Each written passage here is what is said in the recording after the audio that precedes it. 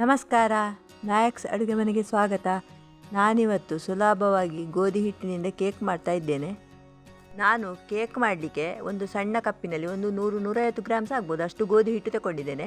ಒಂದು 1/4 ಕಪ್ಪಿನಷ್ಟು ಎಣ್ಣೆ, 1/4 ಕಪ್ ಮೊಸರು, ಅರ್ಧ ಕಪ್ಪಿನಷ್ಟು ಬೆಲ್ಲ, ಮತ್ತು ಒಂದು ಅರ್ಧ ಚಮಚ ಈನು, ಸ್ವಲ್ಪ ಏಲಕ್ಕಿ ಹುಡಿ, ಸ್ವಲ್ಪ ದ್ರಾಕ್ಷಿ, ಗೋಡಂಬಿ, ತುಪ್ಪ ಮತ್ತು ಅರ್ಧ ಕಪ್ ಹಾಲು ತಗೊಂಡಿದ್ದೇನೆ. ಈಗ ಒಂದು ಬಾಣಲೆಗೆ 2 ಚಮಚದಷ್ಟು ತುಪ್ಪ ಹಾಕಿ ಗೋಧಿ ಹಿಟ್ಟನ್ನು ಕಂದು ಬಣ್ಣ ಬರುವವರೆಗೆ ಹುರಿಬೇಕು. ಈ ಕೇಕ್ ಮಾಡಲಿಕ್ಕೆ ಓವನ್ನೆಲ್ಲ ಬೇಕು ಅಂತಿಲ್ಲ, ಕುಕ್ಕರಲ್ಲೇ ಮಾಡೋದು. Pure vegetarian. ಇದನ್ನು ನಿಮ್ಮ ಮನೆಯಲ್ಲಿ ಮಕ್ಕಳಿಗೆಲ್ಲ ಬರ್ತ್ಡೇ ಎಲ್ಲ ಇದ್ದರೆ ಈ ಥರದ ಕೇಕ್ ಮಾಡಿ ಸೆಲೆಬ್ರೇಟ್ ಮಾಡ್ಬೋದು. ನೋಡಿ, ಗೋಧಿ ಹಿಟ್ಟು ಹುರಿದಾಯಿತು. ನೋಡಿ, ಇಷ್ಟು ಕಲರ್ ಬಂದರೆ ಸಾಕು. ಇನ್ನು ಕುಕ್ಕರನ್ನು ಬಿಸಿ ಮಾಡಲಿಕ್ಕಿರುವ. ಕುಕ್ಕರಿನ ಒಳಗಡೆ ನೋಡಿ ಈ ಥರದ ರಿಂಗನ್ನು ಇಡ್ತಾ ಇದ್ದೇನೆ. ನೀವು ಈ ಥರದ ರಿಂಗ್ ಇಲ್ಲದಿದ್ದರೆ ಉಪ್ಪನ್ನು ಹಾಕಿ ಸಹ ಇಡ್ಬೋದು. ಸಣ್ಣ ಉರಿಯಲ್ಲಿ ಒಂದು 2 ನಿಮಿಷ ಕುಕ್ಕರ್ ಬಿಸಿ ಮಾಡಿದರೆ ಸಾಕು. ಇನ್ನು ಕೇಕಿಗೆ ಹಿಟ್ಟು ಕಲಸುವ. ಈಗ ಒಂದು ಪಾತ್ರೆಗೆ 1/4 ಕಪ್ಪಿನಷ್ಟು ಎಣ್ಣೆ ಹಾಕ್ತಾ ಇದ್ದೇನೆ. ಆಮೇಲೆ ಮೊಸರು ಹಾಕಿ ಬೆಲ್ಲವನ್ನು ಹಾಕಿ ಸರಿಯಾಗಿ ಬೆಲ್ಲ ಕರಗುವವರೆಗೆ ಮಿಕ್ಸ್ ಮಾಡುವ. ಬೆಲ್ಲ ಇಲ್ಲದೆ ಸಕ್ಕರೆ ಹಾಕಿದರೂ ಆಗ್ತದೆ. ನಾನಿಲ್ಲಿ ಬೆಲ್ಲ ತಗೊಂಡಿದ್ದೇನೆ. ಬೆಲ್ಲ ಒಳ್ಳೆಯದಲ್ವ ಆರೋಗ್ಯಕ್ಕೆ, ಹಾಗೆ ಬೆಲ್ಲ ತಗೊಂಡದ್ದು. ಈಗ ನೋಡಿ, ಬೆಲ್ಲ ಕರಗಿ ಆಯಿತು. ಈಗ ಏಲಕ್ಕಿ ಹುಡಿಯನ್ನು ಹಾಕ್ತಾ ಇದ್ದೇನೆ. ಆಮೇಲೆ ಈನೋ ಪೌಡರ್ ಅರ್ಧ ಚಮಚದಷ್ಟು ಹಾಕ್ತಾ ಇದ್ದೇನೆ. ಈನೋ ಹುಡಿ ಇಲ್ಲದಿದ್ದರೆ ಸೋಡದ ಹುಡಿ ಹಾಕಿದರೂ ಆಗ್ತದೆ. ಅದು ಹಾಕಿದರೆ ಅಷ್ಟೊಂದು ಟೇಸ್ಟ್ ಆಗೋದಿಲ್ಲ. ಈಗ ಹುರಿದಿಟ್ಟ ಗೋಧಿ ಹುಡಿಯನ್ನು ಸೇರಿಸ್ತಾ ಇದ್ದೇನೆ. ಸರಿಯಾಗಿ ಮಿಕ್ಸ್ ಮಾಡಬೇಕು. ಈ ಗೋಧಿ ಹಿಟ್ಟಿನ ಜೊತೆಗೆ ಒಂದು ಪ್ಯಾಕೆಟ್ ಬಿಸ್ಕೆಟ್ ತಗೊಂಡು ಪೌಡ್ರ್ ಮಾಡಿ ಸಹ ಸೇರಿಸ್ಬೋದು. ಅದು ಒಂದು ಒಳ್ಳೆ ಟೇಸ್ಟ್ ಬರ್ತದೆ. ಈಗ ದ್ರಾಕ್ಷಿ ತಗೊಂಡಿದ್ದೇನೆ, ಒಂದು ಮುಷ್ಟಿಯಷ್ಟು ಉಂಟು. ಅದರಲ್ಲಿ ಒಂದು ಅರ್ಧ ಮುಷ್ಟಿ ಹಿಟ್ಟಿಗೆ ಹಾಕಿ ಒಟ್ಟಿಗೆ ಕಲಸುವ. ಈಗ ಹಿಟ್ಟು ಹದ ಮಾಡಲಿಕ್ಕೆ ಹಾಲನ್ನು ಸ್ವಲ್ಪ ಸ್ವಲ್ಪ ಹಾಕಿ ಕಲಸ್ತಾ ಇದ್ದೇನೆ. ಹಾಲನ್ನು ಒಮ್ಮೆಲೆ ಹಾಕಬಾರ್ದು, ಮತ್ತು ಹಿಟ್ಟು ನೀರಾದರೆ ಕೇಕ್ ಸರಿಯಾಗಿ ಬರೋದಿಲ್ಲ. ಹಿಟ್ಟು ನೋಡಿ ಈ ಹದಕ್ಕೆ ಬರಬೇಕು, ನೀರಾಗಬಾರ್ದು. ಹಿಟ್ಟು ರೆಡಿ ಆಯಿತು.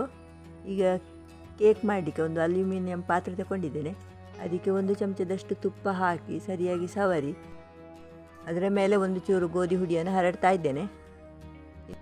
ಈಗ ಕಲಸಿಟ್ಟ ಹಿಟ್ಟನ್ನು ಈ ಪಾತ್ರೆಗೆ ಹಾಕುವ.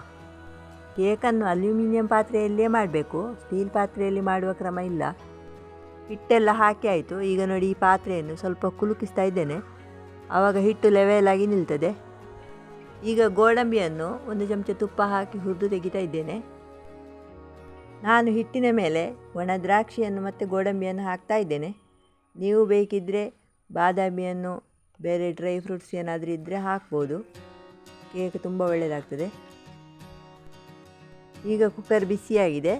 ಈ ಕೇಕಿನ ಪಾತ್ರೆಯನ್ನು ಕುಕ್ಕರ್ನ ಒಳಗಡೆ ಇಟ್ಟು ಕುಕ್ಕರ್ ಮುಚ್ಚಿ ಬಿಡುವ. ಸಣ್ಣ ಉರಿಯಲ್ಲಿ ಅರ್ಧ ಗಂಟೆ ಬೆಂದರೆ ಸಾಕು. ದೊಡ್ಡ ಬೆಂಕಿ ಮಾಡಿ ಇರಬಾರ್ದು. ಕುಕ್ಕರಿಗೆ ವಿಸಿಲ್ ಹಾಕಲಿಕ್ಕಿಲ್ಲ, ಹಾಗೆ ಬೇಯಿಸಬೇಕು. ವಿಸಿಲ್ ಹಾಕಿದರೆ ಕುಕ್ಕರ್ ಒಡಿಬೋದು. ಈಗ ಅರ್ಧ ಗಂಟೆ ಆಯಿತು. ಬೆಂಕಿಯನ್ನು ಆರಿಸಿ ಒಂದು 5 ನಿಮಿಷ ಬಿಡಬೇಕು. ಈಗ 5 ನಿಮಿಷ ಆಯಿತು.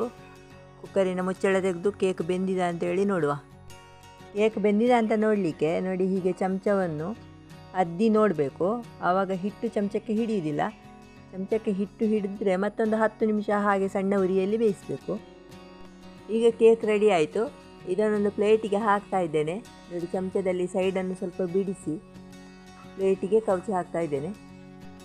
ತುಪ್ಪ ಏಲಕ್ಕಿ ಎಲ್ಲ ಹಾಕಿದ್ರಿಂದ ಕೇಕ್ಗೆ ಒಳ್ಳೆ ಪರಿಮಳ ಬಂದಿದೆ. ನೋಡಿ, ಕೇಕ್ ಪರ್ಫೆಕ್ಟ್ ಆಗಿದೆ. ಸರಿಯಾದ ಅಳತೆಯಲ್ಲಿ ಗೋಧಿ ಹಿಟ್ಟು, ಬೆಲ್ಲ, ಮೊಸರು, ಎಣ್ಣೆ ಎಲ್ಲ ತಗೊಂಡದ್ರಿಂದ ಈ ಥರ ಒಳ್ಳೆ ಸಾಫ್ಟಾಗಿ ಕೇಕ್ ರೆಡಿಯಾಗಿದೆ.